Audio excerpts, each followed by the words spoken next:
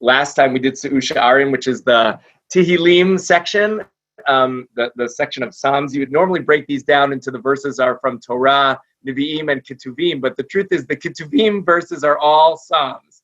So the Psalms verse, at least in the tradition that we have, they're all from the book of Psalms. And because the book of Psalms was attributed to King David, who preceded some of these later prophets, the Tehillim verses come first, and then now we're in the Nevi'im. So we're going to get to Yeshayahu, who's one of the major sources for our Nevi'im quotes throughout these 30 plus verses. So from Isaiah 44:6, Ko Amar Adonai Melech Yisrael v'Goalo Adonai Tzevaot Ani Rishon v'Ani Acharon u'Mibaladai Ein Elohim. So this is a great verse because we have Melech right in there. That's our Malkhuyot. And you remember Rabbi Yehuda versus Rabbi Yossi. Rabbi Yehuda is going to require us to actually have the word Melech in there. So this works well. And then we have Ani Rishon v'Ani Acharon. I am first and I am last, and there is no other God besides for me. This is a verse that might be familiar to you from the section of the davening that we do after Kriyat Shema before we head to the Amida in the morning, which I brought to you in the second line. Emet atahu rishon ve'atahu acharon umibaladecha ein lanu melech goel u'moshiach. I just bolded the words that are overlapping between those that verse and the sort of Sidur's reframing or rewriting of that. Actually, if you remember in the davening, this is the word emet is sort of a theme there that starts from the very end of Shema, Adonai Elohechem emet. You are, Adonai is your God truly or in truth. And we're going to see that emet is something that is a big part of this pasuk, at least as Chazal understands it.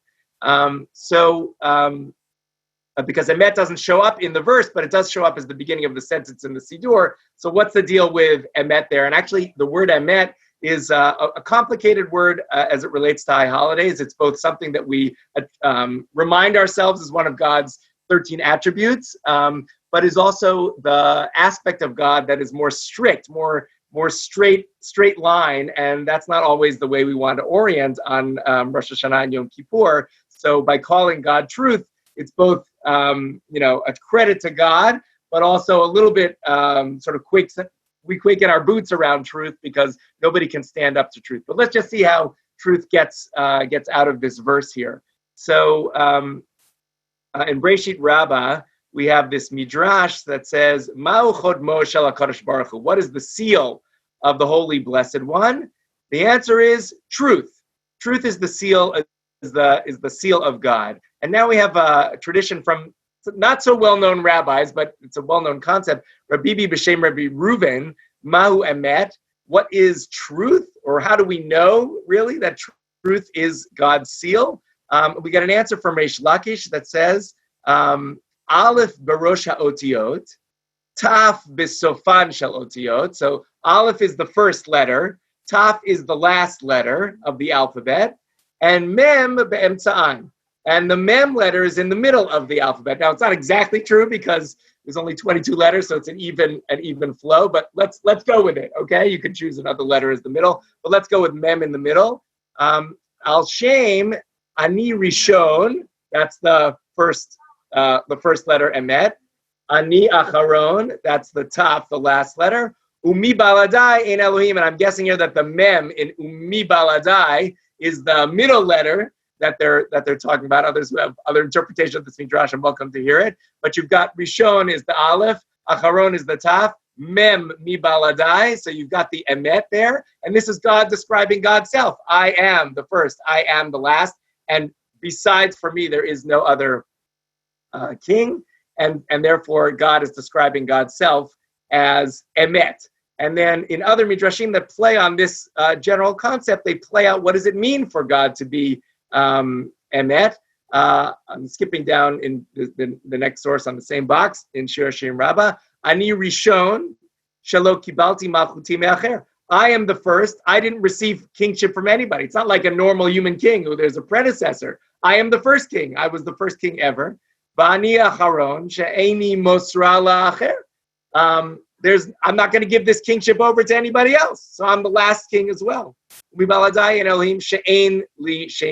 one else is my, there's no vice president for God. There's no second to God. God is the entirety of it all. And that's sort of the overall all-encompassing, truthful and everlasting declaration of God. Emet, atahu rishon v'atahu acharon.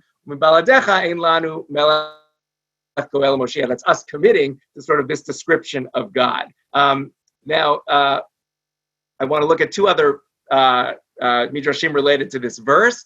The first comes from the Mechilta, which the early midrash on Shmot, talking about when God gave us the Ten Commandments.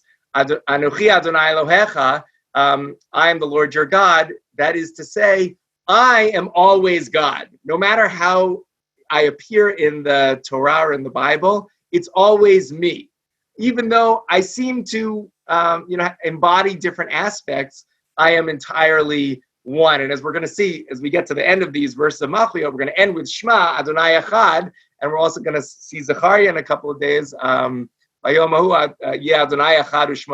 sort of a unity aspect here. What does it mean for God to be king? It means that God is able to embody all the different aspects of God, but still remain entirely unified. So the Midrash plays this out. Ani b'Mitzrayim, I was God in Egypt. Ani alayam, I was God on the sea. Ani b'Sinai, I was God at Mount Sinai. And other Midrashim give us sort of visual images of God. God is a warrior, on the sea, but God is an old lawgiver at Sinai. Ani shel avar, ani la'atid lavo. I am the past. I was in the past. Will be in the future. I am in this world. I am in the world to come. And gives us a number of proof texts that God is staying constant, including ours. Ko amar Adonai Melech Yisrael v'goalo Adonai tzvaot ani rishon v'ani acharon. Right? I am the first. I am the last. I am unchanging. Okay, so there's this.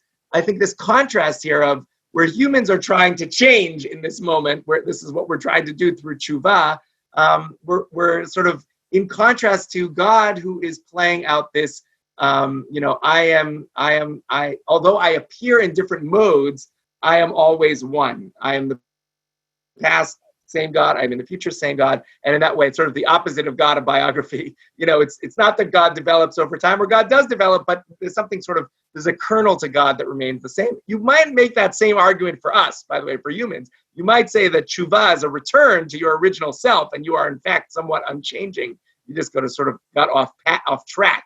But that's at least the image that we have for God here, as God is an unchanging king. God is the constant, even though God is embodying different forms.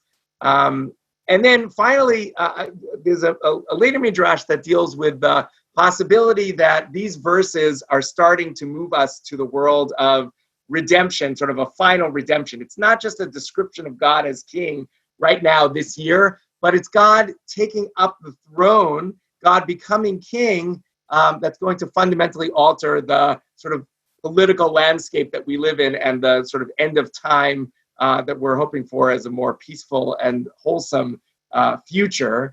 And that's the this last midrash here, where the midrash is going to go through a number of rishon, a number of things that are first, and play out how God is going to manipulate those firsts. God is called first. That's our verse. Ani rishon. I am the first. Sion is called first, and then we quote a verse about Kisei Kavod Marom Me Rishon, the throne exalted from the first, and here we're talking about the throne in Zion. Esav is called first. Shne'emar Vayetze Arishon Kulo Admoni, right? The first one came out of the twins of Esav and Yaakov, and Mashiach is called first as well. Rishon LeTzion. So you have four firsts: God, Zion, Esav, and Mashiach, and you can do the Mad Lib here. They're going to play it out for you. The things once predicted to Zion: may the Holy Blessed One, called first, come and build the temple, called first, and punish Esav, called first, and Mashiach will come, called first, in the Bachodesh HaRishon. This is the Midrash on the first month in Nisan. But we see that our verse here, calling God first, is the beginning of a cycle in which God sort of adopts the throne not only to rule over us, but to sort of trigger the ultimate redemption. That's part of the underlying vision of these verses as we move to the end of them in the prophets.